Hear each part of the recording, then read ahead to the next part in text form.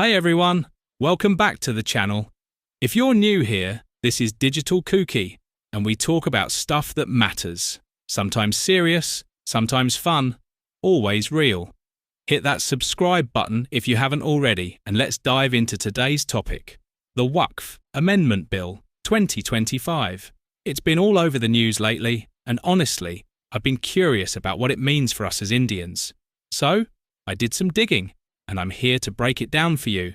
My thoughts, the facts, and why this might matter to you too. Let's get started.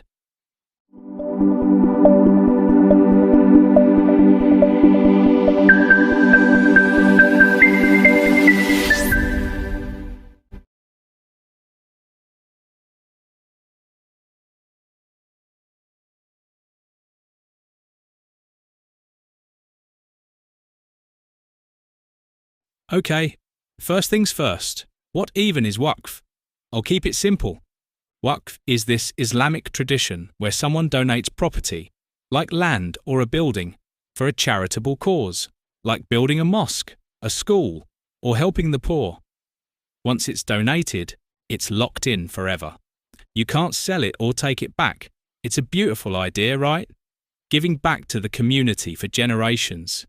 In India, we've got over 6 lakh WAQF properties. Think millions of acres worth crores of rupees. That's massive. Now, the WAQF Act has been around since 1954, with a big update in 1995 to manage these properties.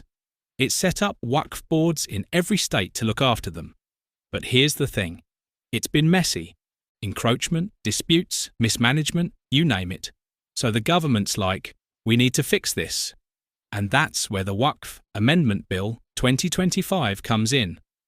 It passed the Lok Sabha on April 3rd with 288 votes to 232. Then the Rajya Sabha on April 4th with 128 to 95. And just a few days ago, on April 5th, President Drupadi Murmu gave it the green light. As of today, April 9th, 2025, it's officially law. So what's new with this bill? Let's break it down. Number 1, transparency. They're digitising WAQF records.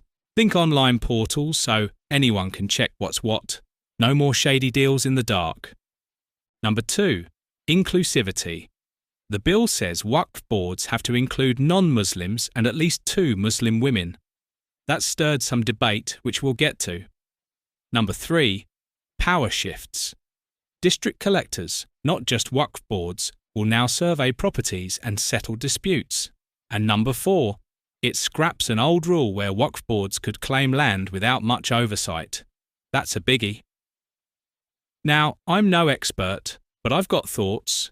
On one hand, I get why this matters. If WAQF properties are worth trillions and they're meant to help people, especially the poor, shouldn't we make sure they're used right? Like, imagine a school or hospital sitting empty because of some legal mess. That's not cool. Digitising stuff and adding checks? Sounds smart to me, but here's where it gets tricky. Some folks are not happy about this. The opposition, like Congress and IMIM, says this bill's a power grab. They're calling it unconstitutional, saying it messes with religious freedom under Articles 14, 15 and 25. IMIM's Asaduddin Owaisi was like, this is an attack on Muslims. Congress MP Mallikarjun Kharge said it's about polarising people. And the non-Muslim board member thing. Critics are asking, would you put a Muslim on a Hindu temple trust? Fair question, right? It's got people wondering about intent. Is this reform or something else? Meanwhile, the government's like, chill, this is for the greater good. Home Minister Amit Shah said, it's not about interfering with religion, it's about accountability. Minority affairs. Minister Kiran Rijiju keeps saying it'll help poor Muslims, especially women and kids. They're framing it as a win for Sabka Sath, Sabka Vikas, development for all.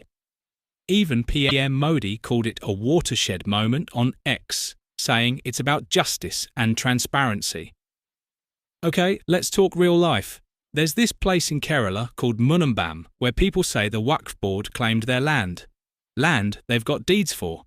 Imagine living somewhere for years, paying taxes, and then someone says, "Nope, it's ours." That's the kind of stuff this bill wants to stop. It says government property can't just be called WAQF anymore. Collectors will check it out first. That feels fair, doesn't it? But then you've got the flip side. Some Muslim groups worry this could weaken their control over what's theirs by faith. Here's where I'm at with it. I think the idea of cleaning up a broken system is solid. Who doesn't want less corruption? But I also get the fear. When the government steps into something tied to faith, it's a tightrope. One wrong move and trust breaks. I grew up in a mixed neighbourhood. Hindus, Muslims, Christians, everyone. And we all just wanted things to work, you know. Maybe that's naive, but I'd love to see this bill judged by results, not just promises or fears. Oh, and fun fact, did you know this bill also repeals a 1923 law called the Mussalman WAQF Act? Yeah, it's like spring cleaning old colonial rules. Plus, they've renamed the 1995 Act to something super long. Unified WAQF Management, Empowerment, Efficiency and Development Act. They're calling it UMEED, which means hope in Hindi. Poetic, huh? So that's the WAQF Amendment Bill 2025 in a nutshell. It's law now, but the debate's far from over. Some opposition leaders have already gone to the Supreme Court challenging it. What do you think? Is this a step forward or a step too far? Drop your thoughts in the comments. I read them all.